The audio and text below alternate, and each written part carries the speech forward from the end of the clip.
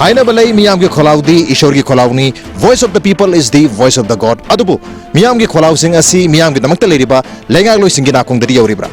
miyam ki wakat sing amadi kholaw singbu lengak loi singi nakong da yahonna bagi pandam thamli lekai ki wakat na lekai ki wakat jumnata ki television program amanate masidi lengak loi sing amadi miyam ki markta leiba thong amani it is the bridge between the government and the people Mayam bukhrum sari adon imgribs impact news ni ay rajong thongmam lekai wakat ki anobo episode sida mayam bu amukana taram lokjari ngasi ki lekai wakat ki episode sida mahabali laisang akoi bada leba miyam na karam awaba khudong cha da ba thengna ri habasi akoi bada leba miyam go wari sadon khando minersi so without much ado let's talk to the people in and around Mahabali temple let's do it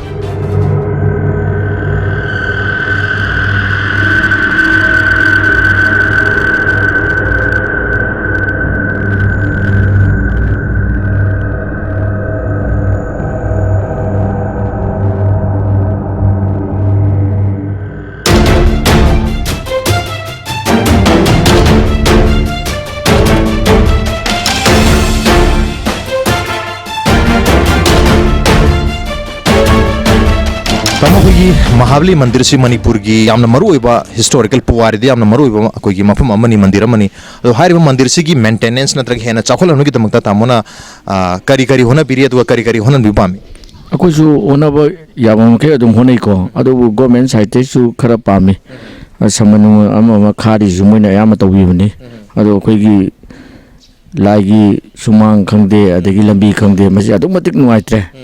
asi adum numit kudingi natraga hapta kudingi isor khorambadi mi kudimaki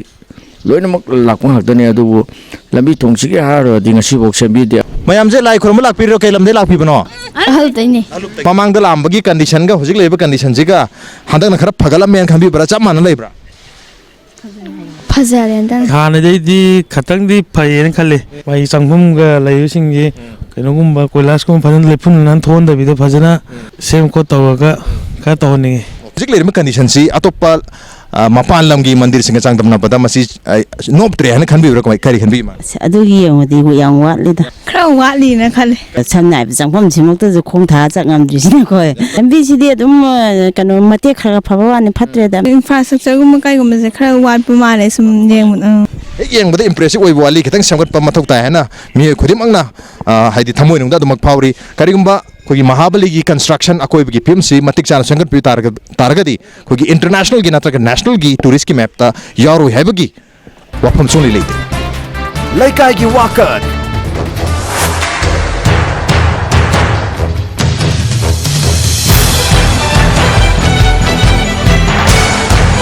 Mahabali kabui khulgi makhale rakni hotel amakta ayuki matamni na koi cha thakba breakfast aba mayam ahal mayam le re ahal singsida lekai sigi ba kari kari awan ngai lege se khangjarge papung lekai sigi kam pali hai tari cham cham ha dum hengna badi dum honari dubo ising masing je koi awang lekai se khudong cha duba makha de khara dum phang khare ta ye paisa thirim ne to ti do lem na do banate ram na la se nongchu mo tam da kamai mai towe nunglu budi no he churaba ising thum de ban leitre drain sumai leje hanak sab se sahi ahum mari guma suram mane pikpadina ising tarak se hela do chim se pangam da ba ai tare nala mayam se fulle sen pham se leitre masi khoi gi lekai councilor mayam na tanaraga amtang di sengdoga sengdong ba taw tar di phaba hanadi nala si chelam mane adu lam khopchin ba kangbu singsina nala se piksin handra hojikti fulle sen pham leitre nong churu kan da ising je chen thok tre chen chin le nong churu kan da ising je nala da gi chen thok ki bidla na chen chale ya duna nong churu kan da amor ka chen chalak pagi ising chau chalak pagi noi ta ba ma lekai se na toin don thengnari no khaitang cha ba si sorok su adun taw bane ba isingna adu yum da kari da chen chalak bidla itro yum da kai da loi chen sindra khoi yum ka se chahi kuire si nong hek ta ba thumna ising bathak ta leirimne asi adugumba yum mayam ama si leirabne aduna leiba mi sing leibak si thongalaga wang na thongalaga leirabne upai leitaba lekai se kam tori ge oi lekai si nungai na leirimne je kari kari nungai rake ram nungai re lambi koi ras thare nara sembi re chong ka sing ga re sing phawang amre mi dai rom da andu dan ni bas ising di nungai te he nate ising nate ba ꯅꯥꯂꯥ ꯁꯣꯔꯣꯛꯁꯨ ꯅꯨꯡꯉꯥꯏꯇꯦꯕ ꯁꯣꯔꯣꯛꯁꯤꯗꯤ ꯀꯣꯏꯂꯥꯁ ꯊꯥꯗꯤ ꯊꯥꯔꯦ ꯅꯨꯡꯉꯥꯏꯇꯦ ꯍꯥꯏꯁꯦ ꯀꯃꯥꯏꯅ ꯇꯧꯖꯥꯅꯣ ꯂꯩꯈꯣꯝ ꯊꯣꯛꯇꯅꯀꯣ ꯑꯉꯥꯡꯁꯤꯡ school ꯀꯥꯕ ꯀꯩꯗꯧꯕ ꯅꯨꯡꯉꯥꯏꯇꯕ ꯌꯥꯝ ꯀꯣꯏꯂꯥꯁꯇ ꯂꯩꯈꯣꯝ ꯀꯃꯥꯏꯅ ꯊꯣꯛꯏꯖꯥꯅꯣ ꯁꯤ ꯃꯇꯥꯏꯁꯤ ꯊꯥꯗꯕꯗꯨꯗ ꯅꯨꯡꯉꯥꯏꯇꯦꯕ ꯑꯩꯈꯣꯏꯒꯤ ꯀꯣꯏꯂꯥꯁꯄꯨꯗꯤ ꯊꯥꯕꯤꯔꯦ ꯑꯗꯣ ꯀꯣꯏꯂꯥꯁ ꯊꯥꯔꯤꯕ ꯑꯦꯔꯤꯌꯥꯁꯤ ꯌꯥꯝ ꯄꯤꯛꯄꯅꯤꯅ ꯃꯇꯥꯏꯗ ꯂꯩꯔꯤꯕ ꯂꯩꯈꯣꯝ ꯃꯌꯥꯝꯁꯤꯡꯁꯤꯅ ꯅꯣꯡ ꯆꯨꯕ ꯃꯇꯝꯗ ꯂꯩꯈꯣꯝ ꯂꯩꯅꯥꯡ ꯊꯣꯛꯂꯦ ꯑꯗꯨꯒ ꯅꯣꯡ ꯆꯨꯗꯕ ꯃꯇꯝꯗꯅ ꯏꯐꯨꯟ ꯋꯥ ꯍꯧꯗꯅ ꯂꯝꯕꯤꯁꯤꯒꯤ ꯃꯇꯥꯏꯗ ꯂꯩꯔꯤꯕ ꯃꯤꯁꯤꯡꯗ ꯌꯥꯝꯅ ꯅꯨꯡꯉꯥꯏꯇꯕ ꯄꯤꯔꯦꯅ ꯏꯆꯦ ꯇꯥꯛꯄꯤꯔꯦ ꯑꯗꯣ ꯂꯩꯀꯥꯏꯁꯤ ꯑꯣꯏꯅ ꯁꯤꯃꯗꯤ ꯁꯥꯐꯔꯦ ꯁꯤꯃꯗꯤ ꯅꯨꯡꯉꯥꯏꯔꯦ ꯍꯥꯏꯕꯁꯤ ꯀꯩ ꯀꯩꯅꯣ ꯌꯥꯏ ꯏꯁꯤꯡꯗꯨꯗꯤ ꯅꯨꯡꯉꯥꯏꯔꯦ ꯃꯥꯏꯒ ꯏꯂꯦꯛꯇ꯭ꯔꯤꯛꯁꯦ ꯅꯨꯡꯉꯥꯏꯔꯦ ꯃꯩꯕꯨꯗꯤ ꯑꯗꯨꯝ ꯍꯧꯖꯤꯛꯇꯤ ꯌꯥꯝ ꯅꯨꯡꯉꯥꯏꯔꯦ ꯄ꯭ꯔꯤꯄꯦꯗ ꯐꯪꯉꯦ ꯃꯥꯅꯦ ꯃꯩꯒꯤ ꯏꯁꯤꯡꯗꯤ ꯄꯨꯔꯥ VIP ꯂꯥꯏꯟꯅ ꯅꯨꯡꯉꯥꯏꯔꯦ ꯑꯗꯨꯗꯤ ꯑꯩꯒꯤ ꯏꯁꯤꯡ ꯑꯁꯤꯗꯤ VIP ꯂꯥꯏꯟ ꯌꯥꯝ ꯅꯨꯡꯉꯥꯏꯔꯦ ꯑꯗꯨꯕꯨ ꯍꯥꯏꯔꯤꯕ ꯑꯩꯈꯣꯏꯒꯤ ꯃꯛꯁꯤꯗ ꯂꯩꯔꯤꯕ ꯏꯔꯝ ꯅꯂꯥꯁꯤꯗꯤ ꯈꯖꯤꯛꯇꯪ ꯄꯤꯛꯄꯅꯤꯅ ꯅꯣꯡ ꯈꯖꯤꯛꯇꯪ ꯍꯦꯛ ꯆꯨꯕ ꯃꯇꯝꯗ ꯃꯁꯤ ꯄꯥꯊꯣꯔꯛꯑꯒ ꯂꯝꯕꯤꯗ ꯅꯠꯇ꯭ꯔꯒ ꯑꯩꯈꯣꯏꯒꯤ ꯁꯨꯃꯥꯡ ꯊꯤꯂꯣꯟꯗ ꯆꯦꯟꯁꯤꯜꯂꯛꯄꯒꯤ ꯅꯨꯡꯉꯥꯏꯇꯕ ꯑꯃ ꯂꯩꯀꯥꯏ ꯃꯌꯥꯝꯅ ꯇꯣꯏꯅ ꯊꯦꯡꯅꯔꯤ ꯇꯨꯔꯦꯟꯗꯒꯤ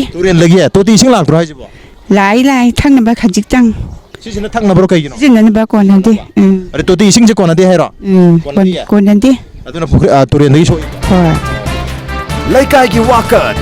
PDSꯀꯤ ꯁꯄ꯭ꯂꯥꯏ ꯍꯥꯏꯇꯥꯔꯦ ꯆꯦꯡ ꯆꯤꯅꯤ ꯀꯦꯔꯣꯁꯤꯟ ꯌꯦꯟꯕꯁꯦ ꯁꯤ ꯂꯩꯀꯥꯏꯁꯤꯒꯤ ꯑꯣꯏꯅ ꯆꯥꯡ ꯅꯥꯏꯅ ꯐꯪꯕꯤꯕ꯭ꯔꯥ ꯐꯪ ꯇꯥꯔꯗꯤ ꯆꯦꯡꯅ ꯀꯤꯂꯣ ꯀꯌꯥꯃꯨꯛ ꯐꯪꯉꯤ ꯑꯗꯨꯒ ꯀꯦꯔꯣꯁꯤꯟꯁꯤꯅ ꯂꯤꯇꯔ ꯀꯌꯥꯃꯨꯛꯀ ꯐꯪꯕꯤꯒꯦ ꯃꯁꯤ ꯑꯩꯈꯣꯏꯒꯤꯁꯤ ꯐꯪꯗꯤ ꯆꯥꯡ ꯅꯥꯏꯗ꯭ꯔꯦ ꯆꯥꯡ ꯅꯥꯏꯗꯦ ꯑꯗꯨ ꯐꯪꯕꯕꯨꯗꯤ ꯐꯪꯗꯦ ꯍꯥꯏꯕꯗꯤ ꯌꯥꯗꯦ ꯑꯃꯨꯛꯃꯨꯛꯇꯤ ꯐꯪꯉꯤ ꯑꯗꯨ ꯀꯦꯔꯣꯁꯤꯟꯁꯨ ꯂꯤꯇꯔ ꯑꯃꯗ ꯂꯨꯄꯥ ꯌꯨꯝꯊꯣꯡ ꯑꯃꯗ ꯂꯤꯇꯔ ꯑꯃꯃꯝꯗꯤ ꯐꯪꯉꯤ ꯍꯣꯏ ꯂꯤꯇꯔ 5 ꯐꯪꯒꯗꯕꯅꯤ ꯂꯤꯇꯔ ꯑꯃꯗꯒꯤ ꯍꯦꯟꯅ ꯐꯪꯗꯦ ꯑꯩꯈꯣꯏ ꯆꯦꯡꯗꯤ ꯀꯌꯥꯝ ꯐꯪꯒꯦ ꯆꯦꯡꯁꯨ ꯑꯩꯈꯣꯏꯒꯤꯗꯤ ꯐꯪꯗ꯭ꯔꯦ ꯍꯥꯏꯕ ꯌꯥꯔꯦ ꯍꯥꯏꯕꯗꯤ ꯃꯁꯤꯗ ꯀꯔꯤ BPL ꯀꯔꯤ ꯂꯩꯕ꯭ꯔꯥ ꯑꯗꯨ ꯃꯣꯏ ꯀꯥꯡꯕꯨꯗꯤ ꯐꯪꯉꯝꯕ ꯌꯥꯏ ꯑꯗꯣ ꯑꯩꯈꯣꯏꯒꯤꯗꯤ ꯑꯇꯩꯗꯤ ꯐꯪꯗ꯭ꯔꯦ ꯆꯦꯡꯗꯣ ꯀꯌꯥꯝ ꯐꯪꯒꯦ ꯀꯦꯖꯤ 15 ꯅꯍꯥꯟꯋꯥꯏꯗꯤ 10 ꯐꯪꯂꯝꯃꯦꯕꯀꯣ ꯍꯧꯖꯤꯛꯇꯤ 15ꯈꯛꯇ ꯑꯣꯏꯈ꯭ꯔꯦ ꯅꯍꯥꯟꯁꯤꯅ ꯀꯛꯈ꯭ꯔꯦ ꯑꯗꯨꯒ ꯀꯦꯔꯣꯁꯤꯟꯁꯤꯅ ꯂꯤꯇꯔ ꯑꯃꯈꯛ ꯑꯃꯈꯛꯇ ꯌꯨꯝꯅꯥꯛ ꯈꯨꯗꯤꯡꯗ ꯑꯃꯈꯛꯇ ꯆꯦꯡꯗꯣ ꯈꯪꯗꯦꯅꯦ ꯀꯌꯥꯅꯣ ꯀꯥꯎꯔꯦ ꯑꯩꯅ ꯐꯪꯕ꯭ꯔꯣ ꯐꯪꯉꯤ ꯐꯪꯉꯤ ꯂꯩꯕꯅꯤꯗ ꯂꯦꯝ ꯄꯤꯕꯁꯨ ꯅꯠꯇꯕꯗꯨꯕꯨ ꯃꯃꯟꯗꯤ ꯍꯣꯡꯅ ꯄꯤꯗꯅꯀꯣ ꯂꯤꯇꯔ ꯑꯃꯃꯝ ꯑꯅꯤ ꯑꯗꯨꯝ ꯐꯪꯉꯤ ꯆꯦꯡꯗꯤ ꯆꯦꯡꯅ ꯀꯤꯂꯣ 10-15 ꯑꯗꯨꯝ ꯐꯪꯉꯤ 10-15 ꯐꯪꯉꯦ ꯆꯥꯡ ꯅꯥꯏꯗꯦ ꯆꯥꯡ ꯅꯥꯏꯗꯦ ꯇꯣꯏꯅ ꯐꯪꯗꯦ ꯑꯗꯨꯝ ꯈꯔ ꯂꯦꯞꯂꯒꯀꯣ ꯊꯥ 3-5 ꯑꯗꯨꯝ ꯂꯦꯞꯂꯒ ꯐꯪꯉꯤ ꯑꯩꯅ ꯍꯥꯏꯅꯤꯡꯕ ꯑꯃꯗꯤ ꯂꯩ ꯑꯩꯈꯣꯏ ꯕꯣꯠꯀꯤ ꯒ꯭ꯔꯥꯎꯟꯁꯦ ꯃꯁꯤ ꯁꯉꯥꯏ ꯐꯦꯁꯇꯤꯚꯦꯜ ꯈꯛꯇꯒꯤ ꯑꯣꯏꯅ ꯊꯝꯃꯦ ꯃꯁꯤ 24 ꯑꯋꯥꯔ ꯒꯦꯠꯁꯦ ꯁꯣ ꯂꯣꯜꯂ ꯊꯝꯃꯤ ꯂꯩꯀꯥꯏꯁꯤꯗ ꯑꯅꯛꯄꯁꯤꯡ ꯃꯩꯇꯩ ꯈꯪꯗꯦ ꯀꯕꯨꯏ ꯈꯪꯗꯦ ꯍꯥꯎ ꯈꯪꯗꯦ ꯃꯣꯏꯁꯤꯡ ꯑꯩꯈꯣꯏꯒꯤ ꯑꯉꯥꯡꯁꯤꯡ ꯁꯥꯟꯅꯅꯤꯡꯕꯁꯤꯡꯁꯦ ꯁꯥꯟꯅꯕ ꯁꯨꯐꯪ ꯐꯪꯗ꯭ꯔꯦ ꯃꯣꯏ ꯁꯉꯥꯏ ꯐꯦꯁꯇꯤꯚꯦꯜꯒꯨꯝꯕ ꯅꯠꯇ꯭ꯔꯒ ꯃꯦꯂꯥꯒꯨꯝꯕ ꯂꯩꯔꯀꯥꯟꯗꯨꯗ ꯕꯣꯠꯀꯤ ꯊꯣꯡꯁꯦ ꯍꯥꯡꯉꯦꯕ ꯃꯁꯤ ꯁꯔꯀꯥꯔꯗ ꯑꯩꯅ ꯍꯥꯏꯖꯅꯤꯡꯕꯗꯤ ꯂꯩꯔꯤꯕ ꯂꯩꯀꯥꯏ ꯃꯌꯥꯝꯁꯤꯒꯤ ꯂꯩꯔꯤꯕ ꯃꯅꯥꯛ ꯅꯛꯄ ꯑꯉꯥꯡꯁꯤꯡꯒꯤꯗꯃꯛ ꯌꯦꯡꯉꯒ ꯅꯣꯡꯃꯗ ꯃꯇꯝ ꯈꯔꯁꯨ ꯀꯥꯏꯊꯣꯛꯑꯒ ꯁꯣꯁꯦ ꯍꯥꯡꯕꯤꯕ ꯀꯕꯨꯏ ꯈꯨꯜꯁꯤ ꯃꯍꯥꯕꯂꯤ ꯀꯕꯨꯏ ꯈꯨꯜꯁꯤꯒꯤ ꯍꯦꯛ ꯃꯃꯥꯡꯗ ꯂꯩꯔꯤꯕ ꯑꯩꯈꯣꯏꯒꯤ ꯕꯣꯠ ꯂꯩꯔꯦ ꯕꯣꯠꯁꯤꯒꯤ ꯑꯃꯨꯛꯁꯨ ꯃꯃꯥꯡꯗ ꯂꯩꯔꯤꯕ ꯑꯩꯈꯣꯏ ꯂꯝꯄꯥꯛꯁꯤ ꯑꯩꯈꯣꯏ ꯁꯉꯥꯏ ꯐꯦꯁꯇꯤꯚꯦꯜ ꯅꯠꯇ꯭ꯔꯒ ꯑꯇꯣꯞꯄ ꯐꯦꯁꯇꯤꯚꯦꯜ ꯃꯦꯂꯥ ꯇꯧꯕ ꯃꯇꯝꯗꯗꯤ ꯍꯥꯡꯉꯤ ꯑꯗꯨꯒ ꯑꯇꯣꯞꯄ ꯃꯇꯝꯗꯗꯤ ꯑꯗꯨꯃꯛ ꯂꯣꯜꯂꯒ ꯂꯩꯕꯅꯤꯅ ꯂꯝꯄꯥꯛꯁꯤꯒꯤ ꯑꯀꯣꯏꯕꯗ ꯂꯩꯔꯤꯕ ꯑꯩꯈꯣꯏ ꯂꯩꯀꯥꯏꯒꯤ ꯃꯤꯌꯥꯝꯁꯤꯡꯁꯤꯒꯤ ꯃꯔꯨꯑꯣꯏꯅ ꯑꯉꯥꯡꯁꯤꯡꯁꯤꯅ ꯁꯥꯟꯅꯕ ꯈꯣꯠꯅꯕ ꯄꯥꯝꯕ ꯇꯥꯔꯒꯁꯨ ꯂꯝꯄꯥꯛ ꯂꯩꯇꯕꯅꯤ나 ꯍꯥꯏꯔꯤꯕ ꯂꯝꯄꯥꯛꯁꯤ ꯅꯣꯡꯃꯒꯤ ꯑꯣꯏꯅ ꯈꯖꯤꯛꯇꯪ ꯑꯣꯏꯅ ꯉꯥꯏꯍꯥꯛꯇꯪꯒꯤ ꯑꯣꯏꯅ ꯍꯥꯡꯕꯤꯕ ꯇꯥꯔꯒꯗꯤ ꯂꯩꯀꯥꯏꯒꯤ ꯑꯉꯥꯡ ꯃꯌꯥꯝꯁꯤꯅ ꯁꯥꯟꯅ ꯈꯣꯠꯅꯕꯒꯤ ꯇꯟꯖꯥꯗꯨ ꯍꯥꯏꯔꯤꯕ ꯂꯝꯄꯥꯛꯁꯤꯗ ꯐꯪꯒꯅꯤ ꯍꯥꯏꯕꯒꯤ ꯂꯩꯀꯥꯏꯒꯤ ꯌꯥꯝꯅ ꯆꯥꯎꯕ ꯑꯄꯥꯝꯕ ꯑꯃꯅꯤ ꯂꯩꯀꯥꯏꯒꯤ ꯋꯥꯀꯠ ꯂꯩꯀꯥꯏꯁꯤꯕꯨ ꯀꯔꯝ ꯄꯥꯜꯂꯤꯒꯦ ꯅꯨꯡꯉꯥꯏꯔꯤ ꯍꯥꯏꯌꯣ ꯅꯨꯡꯉꯥꯏꯕꯝ ꯈꯪꯗ꯭ꯔꯕ ꯈꯪꯗꯦ ꯆꯥ ꯊꯛꯄꯤꯔꯣ ꯏꯃꯥ ꯂꯩꯀꯥꯏꯁꯤ ꯀꯔꯝ ꯄꯥꯜꯂꯤꯒꯦ ꯌꯥꯝ ꯅꯨꯡꯉꯥꯏꯔꯤ ꯏꯕꯨꯡꯉꯣ ꯑꯩꯈꯣꯏꯒꯤ ꯑꯍꯜ ꯑꯣꯏꯔꯕꯁꯤꯡꯗ ꯄꯤꯕ ꯑꯣꯜꯗ ꯑꯦꯖ ꯄꯦꯟꯁꯟꯒꯗꯣ ꯏꯃꯥ ꯍꯣꯏ ꯐꯪꯗꯕ ꯀꯨꯏꯔꯦ ꯐꯪꯗꯕ ꯀꯥꯔꯗ ꯄꯥꯏꯕꯤꯔꯕꯣ ꯀꯥꯔꯗꯄꯨꯗꯤ ꯀꯨꯏꯔꯦ ꯂꯩꯔꯤꯕ ꯕꯦꯡ ꯍꯥꯡꯉꯣꯏꯅ ꯍꯥꯡꯉꯦ ꯑꯗꯨꯒ ꯑꯃꯨꯛꯈꯛ ꯐꯪꯉ ꯁꯨꯐꯪꯗ ꯂꯩꯔꯦ ꯑꯩꯈꯣꯏꯗꯤ ꯁꯨ ꯂꯩꯇ꯭ꯔꯦ ꯏꯆꯥꯁꯨ ꯂꯩꯇ꯭ꯔꯦ ꯐ꯭ꯔꯤꯅꯦ ꯍꯣꯇꯦꯜꯗ ꯏꯆꯥ ꯁꯣꯠꯇꯅ ꯅꯣꯏ ꯄꯦꯟꯁꯤꯟꯗꯣ ꯐꯪꯉꯒ ꯁꯤꯡꯒꯦ ꯇꯧꯔꯒ ꯄꯤꯕꯤꯗ꯭ꯔꯦ ꯁꯤꯡ ꯐꯪꯉꯤ ꯆꯤꯅꯤ ꯐꯪꯉꯤ ꯑꯗꯨꯕꯨꯗꯤ ꯙꯔꯃꯇ ꯍꯥꯏꯔꯣ ꯑꯗꯨꯗ ꯑꯇꯣꯞꯄꯃꯛꯇꯤ ꯐꯪꯉꯒ ꯑꯩꯈꯣꯏ ꯄꯦꯟꯁꯤꯟ ꯐꯪꯗꯕꯁꯦ ꯌꯥꯝ ꯅꯨꯡꯉꯥꯏꯇꯦ ꯆꯦꯡ ꯆꯤꯅꯤ ꯀꯦꯔꯣꯁꯤꯟꯗꯤ ꯐꯪꯉꯤ ꯑꯗꯨꯕꯨ ꯄꯦꯟꯁꯟ ꯐꯪꯗꯕꯁꯤ ꯑꯣꯜꯗ ꯑꯦꯖꯒꯤ ꯑꯍꯜ ꯑꯣꯏꯔꯕꯁꯤꯡꯗ ꯄꯤꯕ ꯄꯦꯟꯁꯟ ꯐꯪꯗꯕꯁꯤꯗꯤ ꯌꯥꯝ ꯅꯨꯡꯉꯥꯏꯇꯦꯅ ꯃꯥ ꯇꯥꯛꯄꯤꯔꯤ ꯂꯩꯀꯥꯏꯒꯤ ꯋꯥꯀꯠ ꯁꯉꯥꯏ ꯐꯦꯁꯇꯤꯚꯦꯜ ꯄꯥꯡꯊꯣꯛꯐꯝ ꯑꯣꯏꯔꯤꯕ ꯍꯠꯇꯥ ꯀꯥꯡꯖꯩꯕꯨꯡ ꯑꯗꯒꯤ ꯑꯗꯨꯒꯤ ꯍꯦꯛ ꯃꯅꯤꯡꯗ ꯑꯩꯈꯣꯏ ꯕꯣꯠꯀꯥꯁꯨ ꯂꯣꯏ ꯂꯩꯔꯦ ꯃꯐꯝ ꯑꯁꯤꯗ ꯑꯆꯧ ꯑꯆꯧꯕ ꯃꯅꯤꯄꯨꯔꯒꯤ ꯀꯨꯝꯍꯩ ꯐꯦꯁꯇꯤꯚꯦꯜ ꯇꯣꯏꯅ ꯇꯧꯕ ꯃꯐꯝꯅꯤ ꯑꯗꯣ ꯀꯨꯝꯍꯩꯒꯨꯝꯕ ꯐꯦꯁꯇꯤꯚꯦꯜꯒꯨꯝꯕ ꯇꯣꯏꯅ ꯇꯧꯕꯁꯤꯅ ꯍꯦꯛ ꯊꯪꯅꯅ ꯂꯩꯔꯤꯕ ꯂꯩꯀꯥꯏꯁꯤꯗ ꯍꯦꯟꯅ ꯀꯩ ꯍꯥꯏꯇꯥꯔꯦ ꯈꯨꯗꯣꯡꯆꯥꯕ ꯄꯤꯅ ꯂꯧꯕꯤꯕ꯭ꯔꯥ ꯍꯦꯟꯅ ꯈꯨꯗꯣꯡꯆꯥꯗꯕ ꯅꯨꯡꯉꯥꯏꯇꯕ ꯆꯠꯊꯣꯛ ꯆꯠꯁꯤꯟꯗ ꯑꯗꯨꯝꯕ ꯂꯩꯕꯤꯕ꯭ꯔꯥ ꯐꯦꯁꯇꯤꯚꯦꯜ ꯄꯥꯡꯊꯣꯛꯄꯗꯤ ꯌꯥꯝ ꯅꯨꯡꯉꯥꯏ ꯑꯗꯨꯒ ꯁꯉꯥꯏ ꯇꯧꯕ ꯃꯇꯝꯗ ꯃꯃꯥꯡꯗꯗꯤ ꯁꯦꯝꯃꯦ ꯂꯝꯕꯤ ꯀꯩꯅꯣꯁꯦ ꯑꯗꯨꯒ ꯃꯅꯤꯡ ꯊꯪꯕꯁꯤꯗꯤ ꯁꯨꯞꯁꯦꯝ ꯁꯦꯝꯗ꯭ꯔꯦ ꯈꯨꯟꯅꯁꯨ ꯑꯃꯗꯁꯨ ꯌꯦꯡꯁꯤꯟꯕꯤꯗ꯭ꯔꯦ ꯑꯩꯈꯣꯏ ꯖꯤꯔꯣ ꯃꯥꯏꯟꯗ ꯂꯩꯔꯒꯁꯨ ꯑꯩꯈꯣꯏꯁꯦ ꯈꯪꯕꯤꯗꯕ ꯎꯕꯤꯗꯕꯗꯧꯅ ꯇꯧꯕꯁꯦ ꯑꯁꯤ ꯈꯨꯟꯁꯤꯅ ꯈꯔ ꯍꯦꯟꯕꯒꯨꯝ ꯇꯧꯋꯦꯅ ꯍꯥꯏꯅꯤꯡꯉꯤ ꯑꯗꯨꯅ ꯃꯌꯥꯝ ꯐꯦꯁꯤꯂꯤꯇꯤ ꯃꯌꯥꯝꯁꯦ ꯁꯨꯝ ꯁꯣꯠꯊꯔꯕꯅꯤꯅ ꯀꯨꯝꯍꯩ ꯐꯤꯌꯣꯡ ꯇꯧꯋꯦ ꯍꯥꯏꯗꯨ ꯉꯥꯏꯔꯦ ꯑꯩꯈꯣꯏ ꯏꯟꯇꯔꯦꯁ ꯌꯥꯎꯗ꯭ꯔꯦꯕ ꯃꯁꯤ ꯌꯥꯝꯅ ꯁꯣꯠꯊꯔꯕ ꯀꯩꯅꯣꯅꯤ ꯇ꯭ꯔꯥꯏꯕꯦꯜ ꯋꯦꯜꯐꯤꯌꯔꯗ ꯍꯥꯏꯔꯕꯁꯨ ꯐꯪꯗꯦ ꯇꯝꯄꯥꯛꯇ ꯂꯩꯕꯅꯤ ꯅꯣꯏꯗꯤ ꯍꯥꯏꯗꯅ ꯄꯤꯗꯦꯕ ꯑꯗꯨꯅ ꯐꯔꯛ ꯇꯥꯔꯕ ꯀꯩꯅꯣ ꯈꯨꯟꯅꯤ ꯀꯕꯨꯏ ꯈꯨꯟ ꯂꯩꯔꯤꯁꯦ ꯂꯩꯀꯥꯏꯒꯤ ꯋꯥꯀꯠ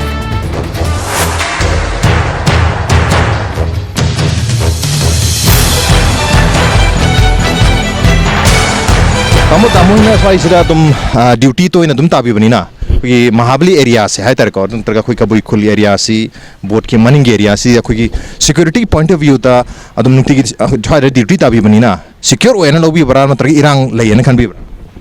इरांग दी तो ऊपर ले इधर का सौ कोई ना बहुत सी तो ये घुमान हुए बनी ने सेंडे आदमी हम पसंद कोई सेक्शन ने आदम सेना जाऊँ जो तुरंत घुमान हुए बगी कोई ड्यूटी ताबी बराबर कोई चीफ मिनिस्टर की बंगलो देख मनिंग ले रहा बनी ना मधु की पॉइंट ऑफ व्यू तो वही दूरी जाला सिगीसु याम मरु ओइबा मफम अमु ओइबनिना अखोय सोम नकन सरुक सिमदी मी चथोक सिन फाउ तहनदे सोम नकन गे मंदिरों की साइड सिबदी अदुम लम्मी थाय कबुई खुलगी महाबली कबुई खुलगी अखोगी अवांग लेरक की ओइना करम बा पर्टिकुलर खुदोंचा दबा नत्रगा अफबा लेगे हैबसी अवांग लेरक त लेबा मियाम गो वारी साधन खंगदोमनरसी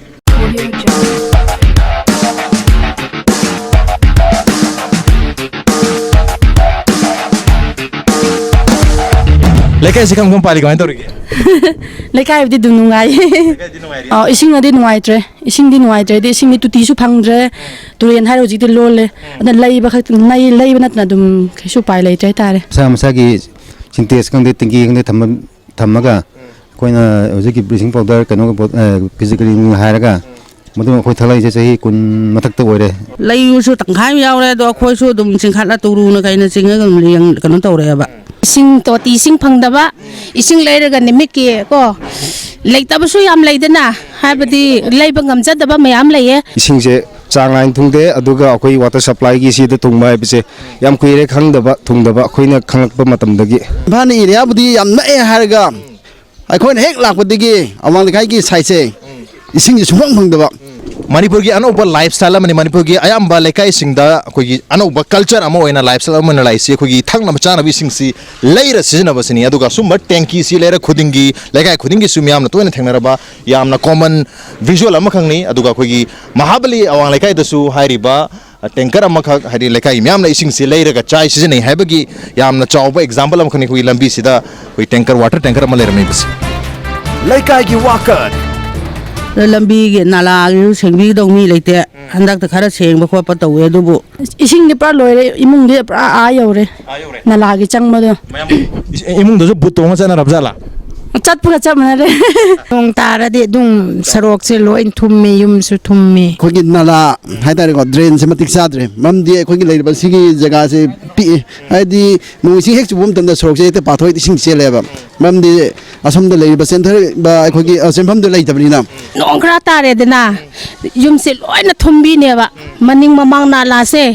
यामबनी नको नाला से थियन बा हासिरा करि हासिरा हेक त थुम्बा इमुंग से इसिंग चंगदना लेकाई की वाकर अवांग लेरकी ओइना कोई पीडीएस की चेंग चीनी केरोसिन से चांग नाइना था खुदिंगी फंगबिब्रा कमाय तौगे फंगदे चेंग जो फंगदे चीनी एरा मरक मरकता खरा खरा दुम येला किलो मम खक्ता चेंग गुम फंगदबसे नत्रगा था मम कानर फंगब्रा था नि हुम कानरगा फंगब्रा कमाय तौगे सिदी अखोई दिसु फंगदे दा सुमंग फंगदे कार्ड पाइदबगिरा कइगिनो कार्ड सु पाइदे अदुगा पीसु पीदे मोय सु कार्ड सु पीदे त्रिसिंग दी येले सेंग अतै दी येंदे मिले की साइड की लंबी कनो से हाने कुलास थाम दमनी कुलास थाबीरे अदुगा चतोक सिन खतंग नुआरे पेन मुदि पेले दोसु मताई खितंग खितंग केनो वाट पसे दु नुआइ दे उफुन याम थोएबा अंगांग सिंग गसिंग लो खुबा अनाबा दुम याम थोएबा सरकार ना लेदगो स्ट्रिप लेन आइदि पोस्ट मुखों उम द मई बलम अमम द ओरसु थान बसे मसी याम न खोगी लेकाई के ओइना अदुम ब पेन द खल लेबा लेकाई की वाकर तंगाई फेस्टिवल तो हमजे की हेक मनिंग द लेरिबा अखोई महाबली कबुई खुल है तर महाबली अकोई बसे सिदा sangai festival to bui kana baje phangbra asi yauradi asi mahabli khun manung si siam ba yaudre ma khoi som na kan motor vehicle dagi ne khra tawraga di na na tham khra som di su yaudre sangai festival gi manung da lambi se sembadi seme ado si yaurakadra hairaga yaurakte aduna akhoi khra lambi nuai da bisu khra haini ade drain semhanni lambi nuai taba drain nuai taba duga ising thangna chana phangda basi lekai sigi maru ba problem ore du maru ina sangai festival matam da mangla riba palace akhoi gi ken hatar palace compound gi maning da riba akhoi gi hatta kangjibung sida sangai festival pangthok khibani aduna sangai festival pangthok khraba mafum sigi hek maning da riba mafum sida su akhoi gi sangla sagar bagi thabak ta yoksin birakadra haina khalam madu lekai miamna mafum sida di yobrak taba mang du uriba akhoi gari chali mafum asai bok sidang lambi sem taraga su sembi raga maning thang basaruk sidi akhoi mahabali gi kabui khulta mafum sida di lambi sembi rakta ba iram nala sembi rakta maram moiduna mahabali khulgi miamna pen da phondori basi sangai festival di toin da we du sangai festival tork matam da lambi sorok sember kani habagi thaja ba matham lubudu madugi thaja ba to pumang mangali habagi pen da bamadi khoi gi mahabali gi khulgi miam da mo pangari laikai gi wakat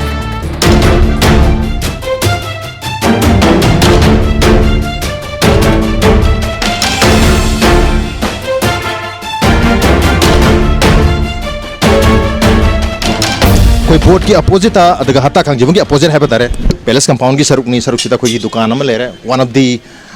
cleanest shop around so is the khari masana man dukan sing man da mani koi iche da patang jagi iche so is gi oina palace compound ji ki oina kari khudong cha da batheng na bi bage khudong cha da base bungo koina koi si isagi sida barana te koi isagi yum ko leijari se ada matam gi sarkar na paikhalakpa development program natraga kaiguma ma laipa ki oiba aphanungai lakpa matam da koina thengna base khoi gi lambi sima yam nungai tre adei nungju tha da hairo ngahak festival ama tawbagi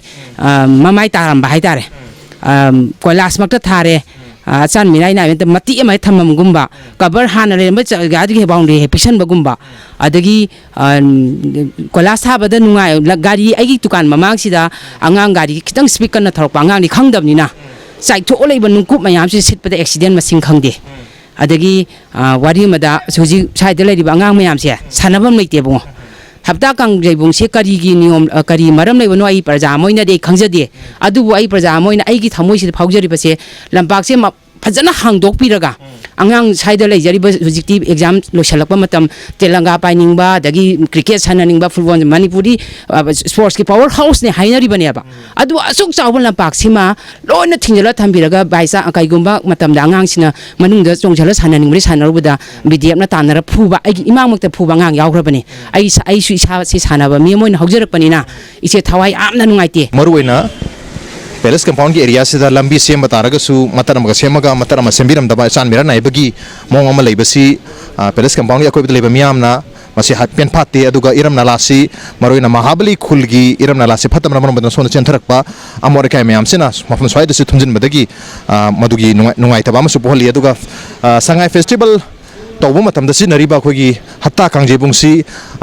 akoi bada leriba angang singna sanaba yaba yamna chawba sanabung ama oibe yaba se masi solonje laga leibana maram moiduna angang sing si sanaba phangdna lere manipur si india gi sports ki capital natraga sports ki power house ne hen khangnari mafam amne adubu mafam asi akoi bada lebangang sinadi sanabung du leitabani na hairiba mafam asi da sanajage hena changum matam da su hoi VDF na karina security person singna phurakpagi casing thokhiba lere maram aduna hairiba lampa asi koi lekai gi akoi bada lebangang sina sanaba phangadi yamna nuai gani haiba lekai gi apamba mani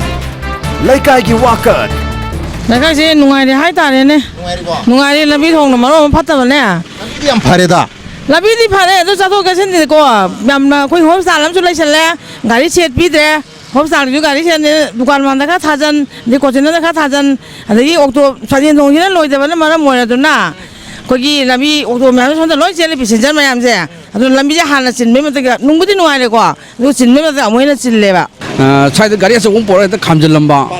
पग से जम नुआइत्रे अब खामजब दुकान ममांग गंगे लेदना चफम खंगरे पुंग तरा तारादी अखोइदी यादरे कोई लंबी भबा तारगसु parking जे organise होदबा लेरम मफम मत लंबी हेक मथाय दा पार्किंग तौसम मरम मोइदुना लंबी से फना चावबनी अदुबु गाड़ी खामजन गिबसन मरम मोइदुना लंबी से पिक्सन ग्रे मरदुना चथोक जसिन तौबता नुंगाइ तबसी याम चावनो ओहेली लंबी के मथाय ने मक्सिदा गाड़ी मयाम पार्किंग तौसलबनी ना खोगी पार्किंग एरिया लेतम लंबी के मथाय हेक पार्क तौसन बसिन मरम मोइदुना लंबी सी काय हेना चलहली प्लस अखोगी पैसेंजर गाड़ी से याम चेलिबनी ना लंबी चिन्नबगी एक्सीडेंट होनबु याम चाव मरम मोइरी ꯂꯩꯀꯥꯏꯒꯤ ꯋꯥꯀꯠ नाला सेंदोमेको नाला सेंदोइसे अखोय नानबदी कंगमंगाइबनी हाइरमी मखोय अदो फना कुइरे दुम कंगे अदना मसिसु लौथोनिंगे मरमदि साइ नाला पैतु साइ लैबा मयाम पैरिबा अमोर काइ मयामसे सि मयामसे लोइन नान सेंबिर मयाम नंगाइ सि अखोय मखोय सपोर्ट तौजबनी अदो सि अमोर काइ सिंदंदि अंतंग लौथोनिंगे सरकारना दुम कोथोकबिरमे थांबिरमे अमुबजे पैसलमे अदो आइना दुम होंदोए हंदकसु दुम कोथो थांबिरमे आइना दुम होजि होंदोक्तोइनि नाला बुदी सेंबिरमे अदो नालागी वॉल दि चनबिदा नाला सिमते सिमदि चंद्रे मसी सेंदि सेंदोमे अदो होय चंद्रसु लैब फिल्मसिदा दुम याय अदुगा अखोयना पामिसे अमोर काइ लौथोमेमसे लंबी चिनबनिना मसी दंग थोना दंग लौथोनिंगे हाइतारेन नालागी नाला से फजन चनबिद्रगसु लैब फिल्मसिदा दुमक याय हैना तामो ताकपिरि अदुबु नाला से मणिपुर ददि नाला ओरबा लेट्रिन ओरबगदि मोट तरी आदि हाबी मोंगनी हुजिक लैरिबा कंडीशन से तामोने याय दि हाबी रि अदुबु मसिगे मोटपगी चांगसी अखोय यामना in terms of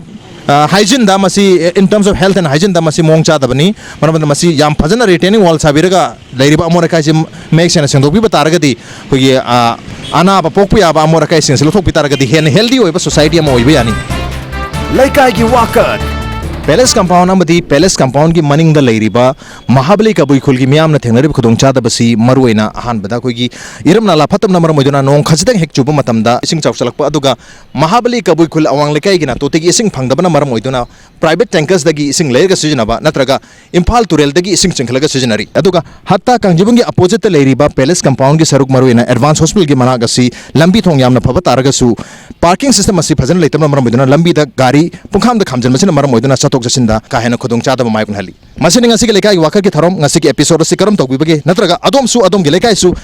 gi wakar hairi ba thorom sira sarug yabinum ga taragadi ekode mail thabir bi agani khogi mail id impacttvnews@gmail.com natraga khogi facebook page www.facebook.com/impacttvmanipur da join tawbirga comment amadi feedback thabir bi agani ngasi onde lekai gi wakar ki thorom si matang soida lusin jarage mathang gi chayol da anoba episode amaga loirana anoba lekai ama pudun lakchage till then keep watching impact news keep watching lekai gi wakar ta da batawro udubo horo ciao